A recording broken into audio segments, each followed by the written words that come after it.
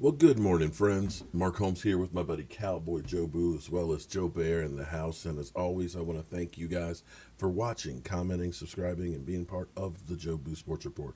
Without you guys, this literally does not work. So let's get open for business here and let's wake up those football gods. Wake up here, guys. Wake up here on this Monday. I used to hate Mondays until I started doing the Benet Emery show about 6 years or so ago. I then became looking forward to Monday nights, of course, and doing the show, which evolved into doing our Monday night live streams. We do our regular live streams Monday nights and Friday nights. Now, that's going to change a bit tonight because we have the Washington football team that's on at 5 this evening. That's going to be an important game because, that gets Washington to keep pace with the Giants and so on. For the Steelers, they're hoping to continue the streak of unbeaten to get that first week bye, because this year there will only be one bye per conference. So it's important to stay ahead of Kansas City, who held on to win last night against the Denver Broncos. And so we have that. And then tomorrow night, we have, of course, our Dallas Cowboys. And the big question, of course, still is Lamar Jackson. I haven't seen any official reports that he has been activated yet from the reserve list, but it was expected to happen yesterday. For Jim Harbaugh, who declined to say anything yesterday on him,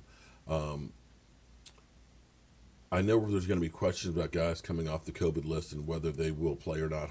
Harbaugh told reporters, it's a medical decision. It's premature for me to comment on any of that at this point.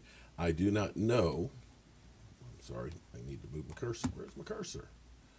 Cursor, you cursor. I do not know until they've been cleared. What we do know is that the Ravens have been, beat up. They've had so many players on the COVID list. They have activated Mark Ingram and Calais Campbell and Jahai Ward. There's 10 other players as of Saturday that were still on the list who had tested for COVID on Thanksgiving. So we don't know how many of them will be eligible to play tomorrow. We'll probably hear a lot, of course, today, the official words and stuff on the players and stuff. Now, for the Cowboys, us not playing yesterday, we have now slipped back a spot on the draft position. We right now are sitting at 5th.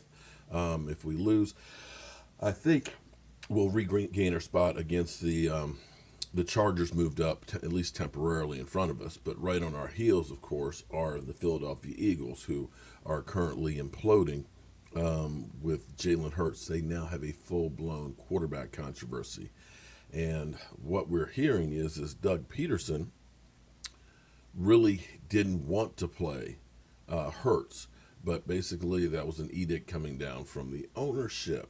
And now the genie's out of the bottle, where you saw the team kind of step up with Hurts and things, kind of respond to him. And now you're going to have fans and people that are going to be saying, why aren't you playing the young guy? It's interesting because listening to Philly 500 last night, he's like, you can't play Hurts because you've got so much money tied into Carson Wentz. So I understand that you have a lot of money tied into him, but if the dog don't hunt, you're still going to go out hunting with them? You're going to be starving if the dog can't hunt. I don't care how much you spent for him. At some point, you got to look at it and say, we made a mistake. If Hurts gives you a better chance to win, then you got to go with the guy that gives you a better chance to win. Forget how much money's being paid. But at least I don't have that quarterback controversy. That's up on you, Eagles. Have fun with that one. For our Cowboys, of course, we've played 4 different quarterbacks on this season. Zeke Elliott, I still believe, maybe had some lingering effects from COVID. That's just my personal take. We don't know all the ramifications of people who've had COVID, and we know over the summer he had it.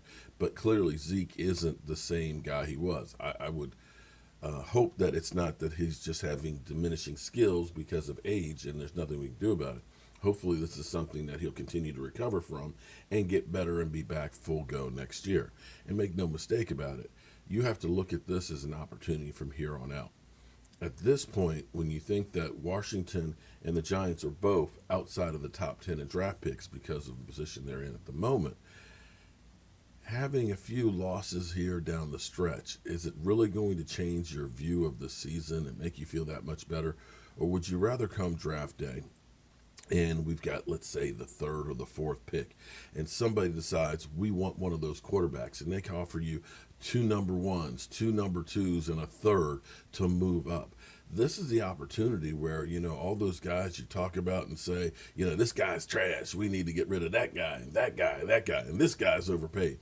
This is your opportunity to replace that guy and that guy and that guy, and to get rid of some of those guys that are overpriced through the draft. And ultimately, that's how you're going to win. Unfortunately, as guys get older, 2 things happen. They get injured more and they cost more. And we have to get out of the cycle of having an older team or older players that are the ones that you count on, because at some point they will go down. And we found out we don't have the young talent to back up those great aging veterans that we have. And so at this point, the Giants right now, as much as it pains me to say, can actually be a scary team with the defense playing as well as they did. Their offense leaves a lot to be desired, but a defense that can take away the football and can shut down the offense can make all the difference in the world.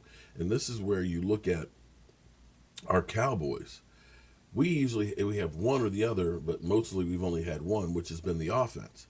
You saw what the defense did for the Giants.